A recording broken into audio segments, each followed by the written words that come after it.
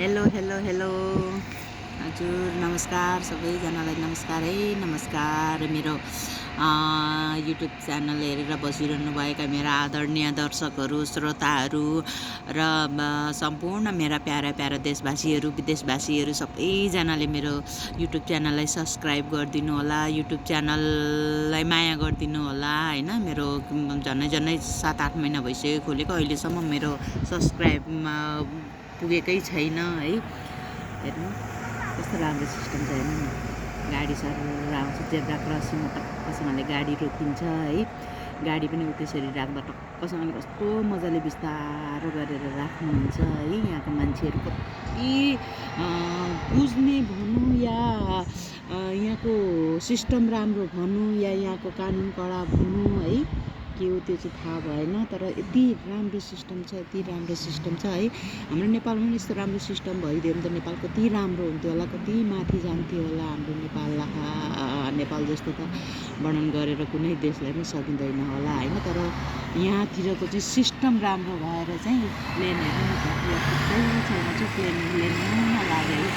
हाम्रो नेपालमा चाहिँ कोटेश्वर र एयरपोर्ट जस्तै क्या हेर्नु त हो ट्रेन पनि हिँडिरहेको छ ट्रेन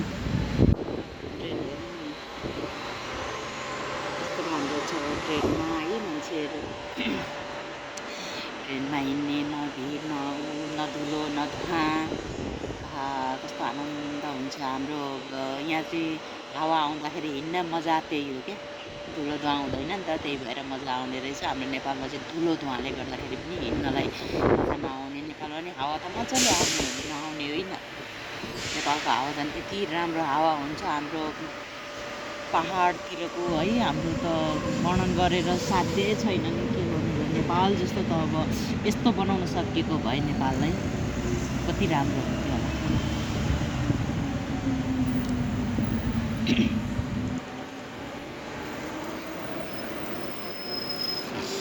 यस्तो बसहरू छ ट्रेनहरू छ हेर्नु न कति सुविधाहरू छ सुविधा यहाँनिर त के भन्नु अब सुविधा त हुन्छ नै होइन तर बसहरू त्यस्तै छ ट्रेनहरू त्यस्तै छ ट्याक्सी छ नेपालको पठाउहरू जस्तो ट्याक्सी पनि छ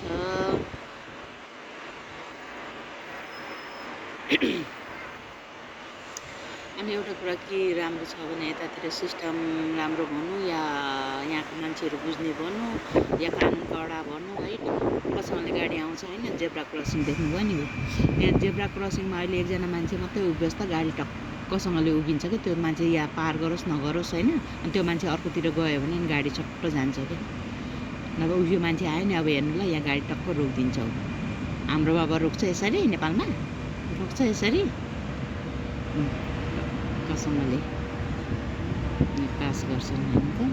हाम्रो नेपालमा पनि यस्तो कानुन भइदिएदेखि कति राम्रो हुन्छ यस्तो सिस्टम भइदिएदेखि हाम्रो नेपालमा त जेब्रा क्रसिङ गर्दा गर्दै कतिजना मान्छेहरू गाडीले हानेर मरेका छन् होइन यहाँ त्यस्तो छैन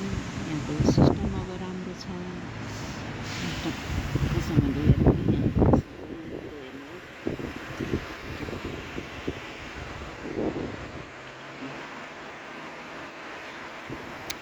रातिको 7 अलिक बज्यो भयो कि अलिक कति बज्यो